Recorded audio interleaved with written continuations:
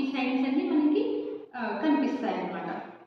దీని తర్వాత ఒకటి హెగార్స్ సైన్ అని ఉంటుంది అనమాట. ఈ హెగార్స్ సైన్ ఏంటంటే ఇప్పుడు సపోజ్ 90 ప్రెగ్నెంట్ ఉమెన్స్, ఒక 90 మెంబర్స్ అంటే 90 మంది ప్రెగ్నెంట్ ఉమెన్ తీసుకున్నాం అనుకోండి.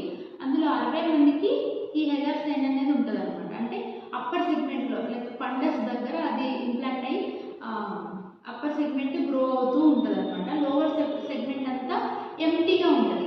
ఎంటీగా ఉండడాన్ని, లోవర్ సెగ్మెంట్ ఎంటీగా ఉండడాన్ని మనం ఏమంటామంటే హెగార్స్ సైన్ అంటాం అనమాట. ఇక్కడ డయాగ్రామ్లో చూపించినట్టుగా ఉంటుంది అనమాట. అప్పర్ సెగ్మెంట్లోని ఫీటస్ అంతా గ్రో అవుతుంటుంది, లోవర్ సెగ్మెంట్ అంతా ఎంటీగా ఉంటుంది అనమాట. దీన్ని మనం హెగార్స్ సైన్ అంటాం.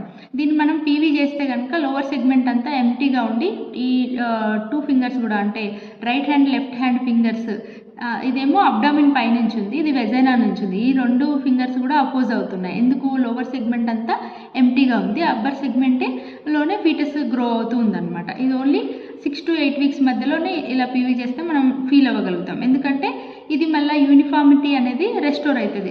ఫీటస్ గ్రో అయ్యే కొద్దీ ఇది రెస్టోర్ అవుతుంది అనమాట, మళ్ళీ నార్మల్కి వచ్చేస్తుంది.